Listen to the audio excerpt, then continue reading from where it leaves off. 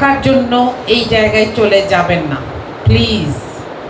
এমনকি কপিরাইটে যেন না পড়তে হয়, এই জন্য আপনারা স্পিড বাড়ায় কমায় ভিডিওগুলোকে রিপ্রোডিউস করেন, আমার স্কার্ফের কালার বদলে দিচ্ছেন, আমার ভয়েস বদলে দিচ্ছেন। আমিটা কে? আমাকে আপনি কেন বিক্রি করবেন? আমি আপনাকে এই রাইট দেই নাই। আমি আল্লাহর কাছে গিয়ে হলেও আপনাকে এটার জন্য ধরবো। এটা মাথায় রেখে যেই কাজটা করছেন সেটা করবেন। কি হচ্ছে এটা নিয়ে আমি আর কথা বলবো না। আর প্রথম যেটা নিয়ে কথা বলবো সেটা হচ্ছে কেন হচ্ছে। কারণগুলো সবাই বলেছে, আমি একটু সাম আপ করেছি। Number 1 is monetisation. টাকার জন্য আমরা নিজের প্রাইভেসিকে বিক্রি করে দিয়েছি, নিজের পরিবারের প্রাইভেসিকে বিক্রি করে দিয়েছি। এখন যখন বেচার আর কিছু ঘরের মধ্যে নাই, তখন মানুষকে বিক্রি করি। ভাই, আপনারা আমাকে বলেন, আমি কি ঠিক বললাম? আজকে যখন ডক্টর মিতু এখান দিয়ে ঢুকছিলেন, আপনারা ভিডিও করছিলেন, ওইটাতে কোনো নিউজ নাই ভাই। আমি যখন হেঁটে বের হই, আমি যখন হেঁটে ঢুকি, ওখানে কোনো নিউজ নাই। এবং ওখানে যখন একটা হেট স্পিচ আসে, আমি সেদিন খুব মজার একটা কমেন্ট দেখলাম। একজন লিখছে, এটাকে দেখলে আমার ডোরেমনের মতো লাগে। হাসি আসে, আমার কিন্তু তখন হাসি আসে।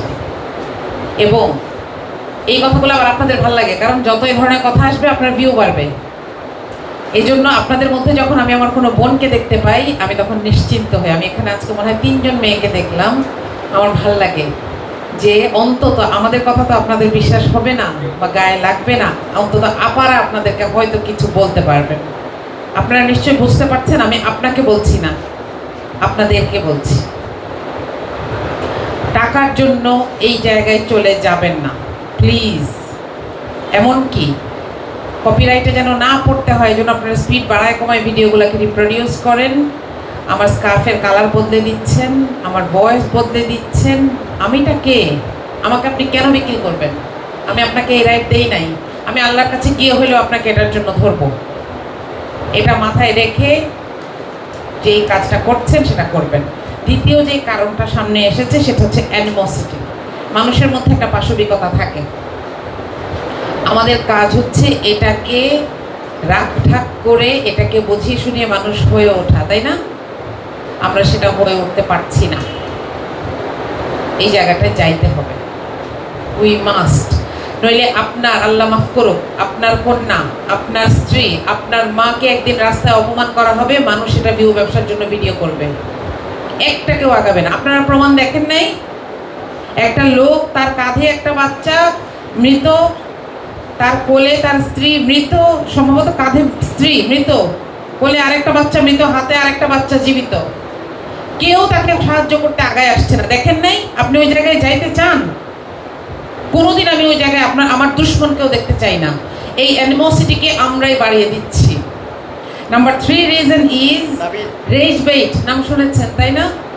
2025-এ অক্সফোর্ড ডিকশনারি তাদের এই একটা প্রত্যেক বছর তারা এটা করে, ওয়ার্ড অফ দ্য ইয়ার করে। 2025-এ এটাকে করেছে যে আরেকজনকে একটু খেপিয়ে দিয়ে নিজের ভিউ বাড়ানো। আপনারা শুনলে অবাক হবেন, আমাদের এমন টক শোতে যান, এমন মানুষও আছেন যারা প্রোগ্রামের শেষে বলে, আপা একটু ঝগড়া করলে ভিউ বাড়ে, তখন এরা আমাদেরকে আবার ডাকবে। আল্লাহু আকবার। মানে সে আমাকে বলছে যে আপনি একটু কথায় পিছলা যায় না, আমার সাথে অন এয়ারে একটু ঝগড়া করেন। এরপরে আমি ওই চ্যানেলকে বলে আসছি, আমাকে আর এই লোকের সাথে ডাকবেন না। আমি আগে এটা ব্লক করতাম না, কিন্তু আজকাল এইভাবেও মানুষকে, শুধু ভার্চুয়ালি না, রিয়েল লাইফেও এভাবে ব্লক করতে বাধ্য হচ্ছি। কারণ আমি রাস্তার বানর নাচানোর সেই ফেরিওয়ালাটা না, যে আমি বানর নাচাবো আর মানুষ দেখে হাততালি দিবে। নো, আমি আমাকে ওখানে নিব না। এটা তো কারণ বললাম। সলিউশন কেমনে হবে এটা আমরা সবার কাছ থেকে শুনেছি। আমি একটু সাম আপ করি, আপনাদের ধৈর্য যেন শেষ না হয়ে যায়। নাম্বার 1 ইজ সমস্যাটাকে সমস্যা হিসেবে আইডেন্টিফাই করেন, সমস্যাটাকে দলীয়করণ করবেন না। আজকে যদি জাইমা রহমান আমার অপোজিশনে, আজকে যদি জাইমা রহমানকে নিয়ে একটা কার্টুন দেখলে আমার মনে হয় দিছে ভালোই হয়েছে, তাহলেই শেষ, আমি হেরে গেলাম। আজকে যদি বিএনপির কারোর আমার একটা ভিডিও দেখলে মনে হয় ভালো হয়েছে, খুব না পটপট করে, একদম উচিত পথ দিছে, তাহলে আমি হেরে যাচ্ছি। আমরা সমস্যাকে সমস্যা হিসেবে দেখতে হবে, এবং ওইটা আদার সাইড, বেড়ার এই সাইডে আমরা সবাই এই জায়গায় যতদিন না দাঁড়াতে পারবো ততদিন আমি সমাধান পাবো না। আমার যেই কর্মী আমাকে এসে বলবে, যে আজকে তো দিয়েছি একটা মিম বানায় দেখেন, তা আমি এখানে একটা গিয়ে একটা হাঁকা দিলাম, সে মনে করবে যে তাইলে এটা জায়েজ, অপর পক্ষকে করা এটা ঠিক, তাই না?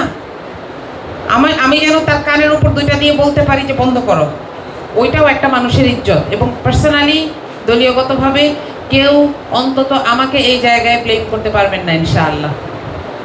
আমি জাইমা রহমানের সাথে যখন ঘটনাগুলো ঘটেছে আমি লিখেছি, এবং এটা আজকে থেকে না, 5 অগস্ট যখন মেয়েদের পার্সোনাল কাপড়গুলো নিয়ে রাস্তায় দেখানো হচ্ছিল, মানুষ ফুর্তি করেছিল, আমি সেটার বিরুদ্ধে কথা বলেছি।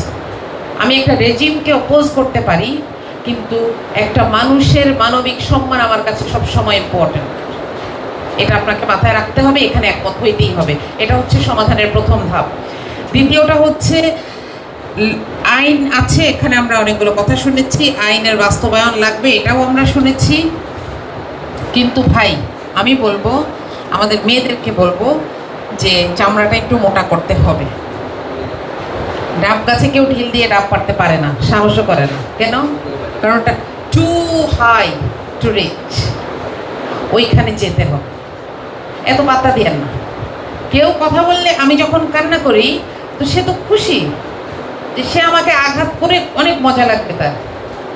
এই জায়গাটায় তাকে যেতে দেবেন না। তার মানে কি রিয়াকশন দেখাবেন না? দেখাবেন, উল্টা দুইটা বলবেন, আপনি যে দলের এখন। তৃতীয়ত হচ্ছে যে, এবং এটাই শেষ কথা, সেটা হচ্ছে দেখেন আজকের এই গ্যাদারিংটাকে দেখেন, আপনারা একটু মনোযোগ দিয়ে দেখেন। এখানে সীমা আছে, এখানে একটু আগে সাবিকুন ছিল, 2 এক্সট্রিমের পোশাক পরা, তাই না? এটাই বাংলাদেশ। আপনার মানতে কষ্ট হইতে পারে, কিন্তু এটাই বাংলাদেশ। আপনি যদি বাংলাদেশকে একদম সবার জন্য প্রগতিশীল বানায় ফেলেন, তাও আমি থাকবো।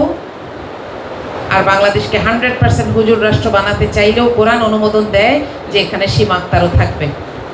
হ্যাঁ, আপনার স্ত্রী কেমন হবে এটা আপনি বাছাই করেন, কিন্তু আপনি সোসাইটিতে একটা মেয়ে কিভাবে এক্সিস্ট করবে সেটা সিলেক্ট করার দায়িত্ব আল্লাহ আপনাকে দেন নাই। আমি কোরআন পড়েছি, হাদিস পড়েছি, আমি জানি। তাহলে কাজটা কি? যেটা আপনার ভাল লাগবে না, চোখ নামায় চলে যান। রাস্তায় যেতে যেতে আপনার পকেটে 10 টাকা আর দোকানের শোকেসে 25 টাকার খাবার, আপনি কখনো আক্রমণ করেন? Do you get my point? কিন্তু তাহলে একটা মেয়ে যখন কাপড় এদিক ওদিক হবে, যেটা আপনার পছন্দ হবে না, আপনার কেন মনে হবে এই মেয়েটা আপনার আক্রমণযোগ্য? আমি একটা হাদিস দিয়ে শেষ করি। সেই লোক মুমিন না, রাসূল সাল্লাল্লাহু আলাইহি সাল্লাম বলেছেন, সেই লোক মুমিন না যার মুখ এবং হাত থেকে আরেকজন নিরাপদ না। আপনি যদি ইসলামের নামে এগুলো করেন, তাহলে আপনার এটা মনে রাখা উচিত। আর যদি প্রগতির নামে এটা করেন, তাহলে তো আপনার নিজের কথাই যথেষ্ট আপনাকে ঠেকানোর জন্য। আপনাদের সবাইকে ধন্যবাদ। আসসালামু আলাইকুম।